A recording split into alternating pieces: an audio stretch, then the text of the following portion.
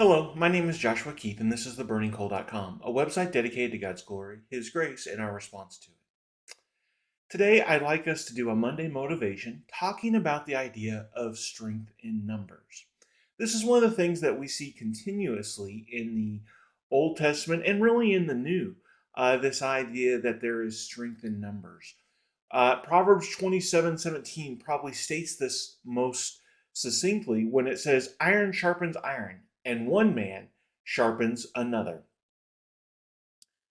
We see here that God has designed us to work together, to help each other as things happen. And we see time and time again that God's people use one another to strengthen and encourage and help each other as they go through their difficulties. We even see this when Jesus comes on the earth, where he has the 12 disciples, and he even asked three of them to go and pray with him on his last night before the crucifixion.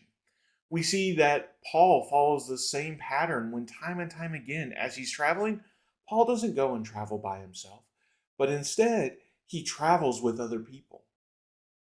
And so, what we see here is that God has given us each other to help encourage and strengthen one another as we go through our daily trials and tribulations. And so, from that, we should be motivated to do a few different things. First of all, we should be motivated to ask for help. One of the things that makes it hard for us is that our society values independence so much. And it makes it to where we feel that we need to handle all of our problems on our own without any help or guidance from other people. But what this proverb is telling us is that we get strengthened by other people. A sword by itself doesn't sharpen itself. It's with iron striking iron that sharpening happens.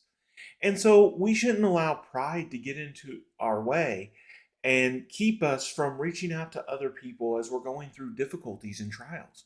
What we wind up seeing quite often, I think, in the church is that there's a lot of people who are struggling with a lot of things.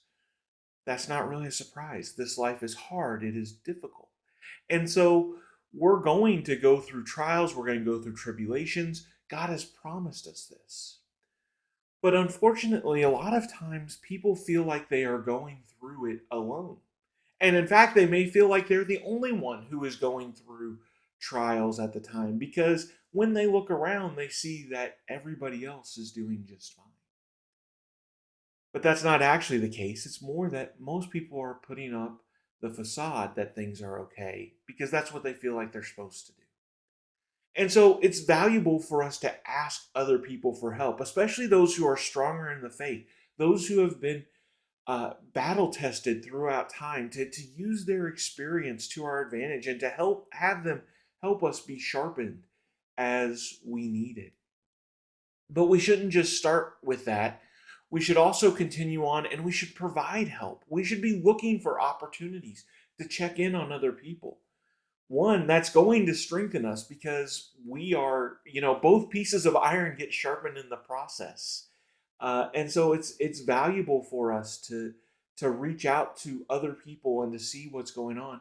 But as I mentioned, there may be people who are struggling with things that we've gone through before, that we know how to help them get through and to build on those situations so that way they can be successful as well.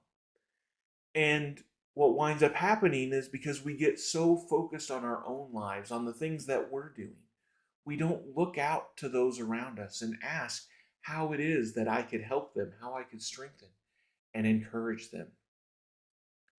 And finally, one thing I will say is that we need to make sure that we're being intentional with our time, and that includes our time with other people, with that focus being on God. It's good for us to enjoy one another's company, to go and to be social, and to have a great time with one another. Those are all good things, and I think God enjoys when we do that. But if that's the only interactions that we're having with Christians, then we're missing some of the most valuable ways that we can be encouraged. We're missing the ability to spend time talking about God, talking about those things that we need encouragement on, offering encouragement to other people. And in those things, God is glorified.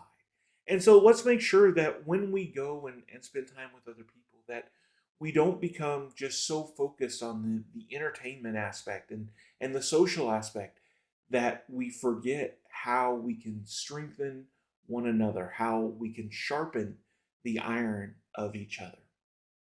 I hope this lesson blesses you in your walk in his kingdom.